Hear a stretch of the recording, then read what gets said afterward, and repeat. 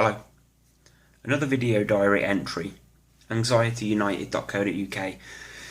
That's what these are for. Now, they're not necessarily aimed at offering advice and things like that. This is more of a personal journey of mine, to see how I can progress and how I deal with my own sort of anxiety and stuff like that.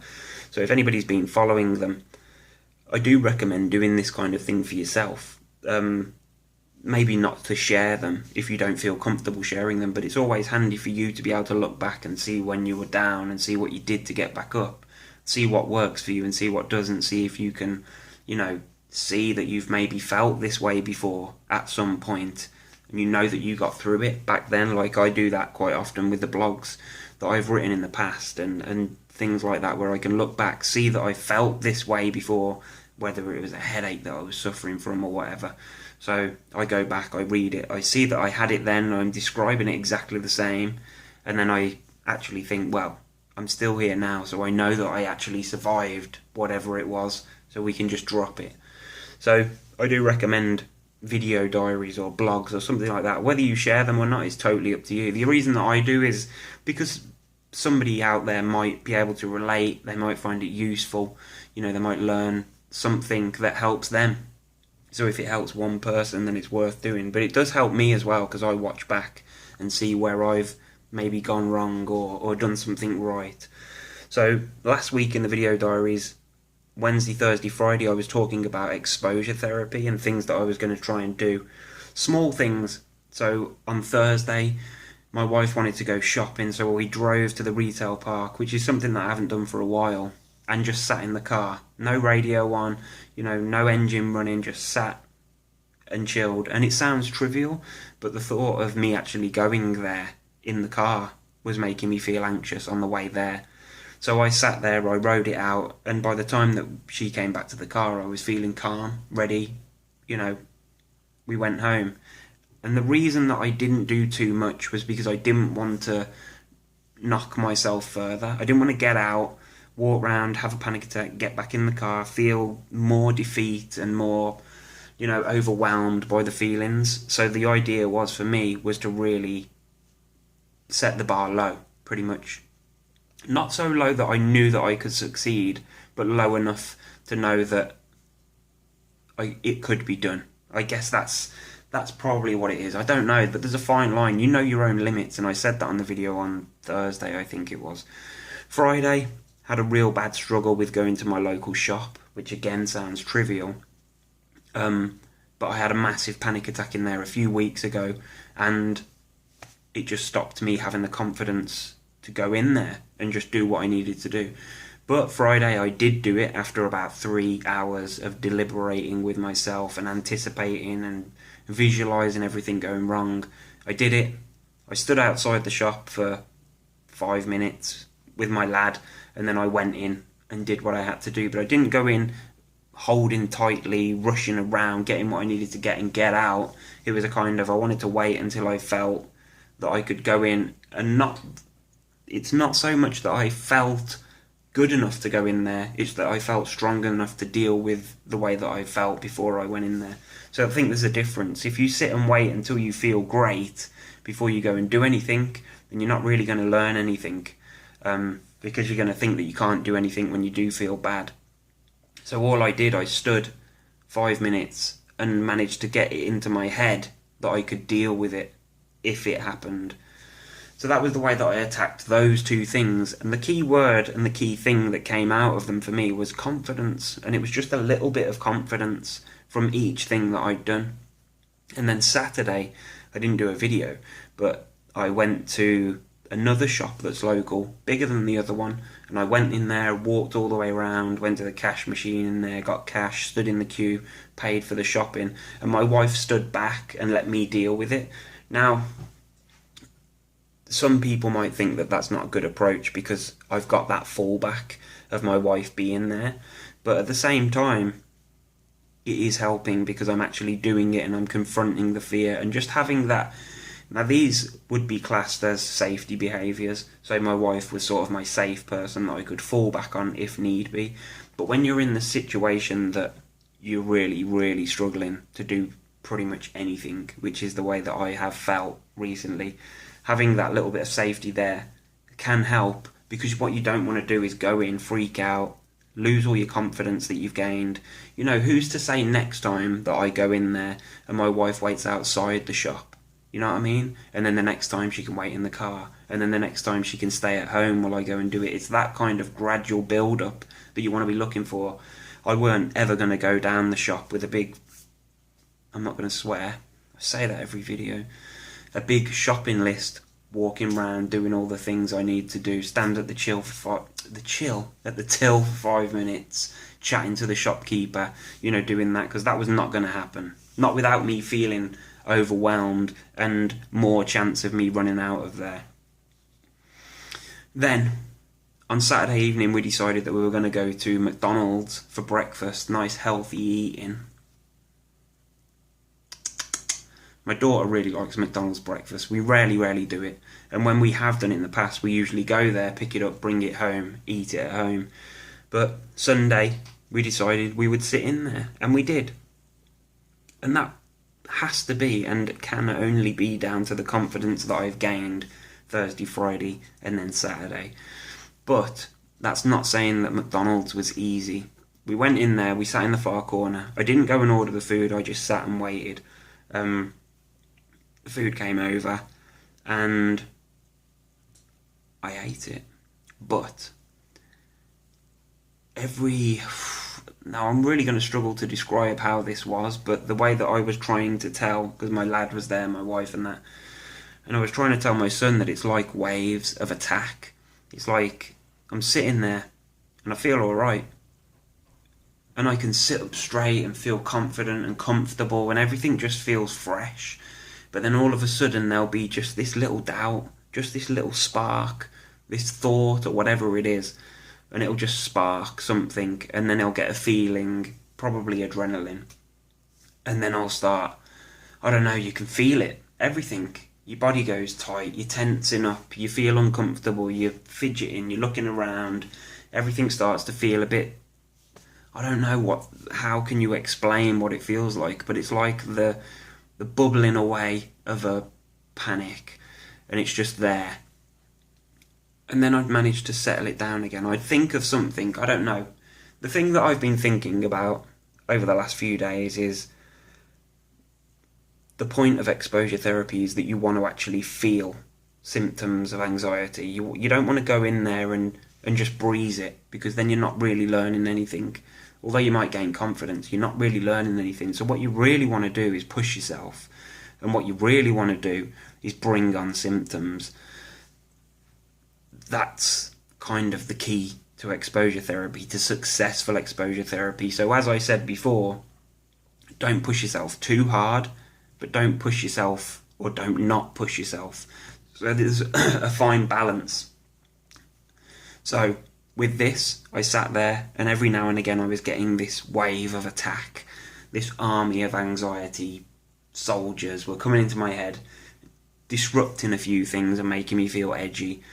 But then I was able to calm it down, and this just kept happening. Every 5 minutes or so I'd be sitting eating and I'd be alright, and my wife could see that when I'd relax I'd be up, I'd be like chatting, talking, and then all of a sudden I'd go back, I'd start leaning on my arms like this and eating with one hand, because I've got to keep this one to keep me stable, and then I'd be fidgeting, sitting, trying to get comfortable. You know, looking around, just constantly focusing on something, or not focusing on anything, just staring, but it's just like blur. That's the way that it was. But as I was able to nip it in the bud each time, I was sort of able to just continue with sitting there. There was one point where it got to a point where I was like, and this is the way that it works for me. I was having those initial anxious thoughts, which were just that I didn't really feel great and I felt uncomfortable. Then it goes on to the next stage, which is, am I going to be able to make it out of here without collapsing, passing out, dying? People are going to laugh. What's going to happen? I feel worse. How far away is the exit? Am I going to make it? And once I hit that stage 2 of my little panic episodes, then that's when it usually becomes frantic. That's when I really struggle to get back to control, because all I'm thinking about is shit. I swore. Shit. Am I going to be able to make it out of here? But on that occasion, I was able to again distract myself, and it was something that I don't know. It's something that I hate talking about, thinking about. A lot of people with anxiety worry about it, and that's death. Nobody ever mentions it, nobody ever talks about it, and I don't like talking about it. I don't like thinking about it, and for the last few nights when I've been going to bed, closing my eyes, I've thought about it, and it scares the shit out of me.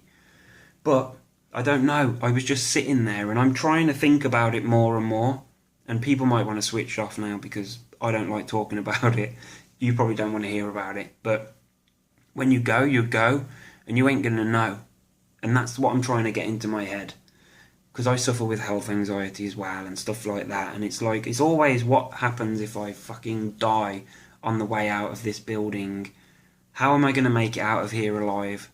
And the point is, well, if I don't, I ain't going to fucking care anyway. That's the mindset that I got myself into.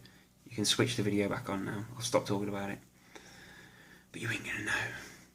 But that's the mindset, that's the flash of thought that I had, was just like, so what? If it happens, it happens. And then within that instant of me thinking that, I managed to bring it back down. So I was back there, chilled out, back to eating, able to cut my sausage and egg, big breakfast thing, scrambled egg, which is alright. I don't condone the use of McDonald's. But back to the point, I was able to continue, and then I'd have another wave, another 5 minutes later, I'd have that wave again, but it was only the early wave, which was just like, I don't feel great, I feel uncomfortable, stop it.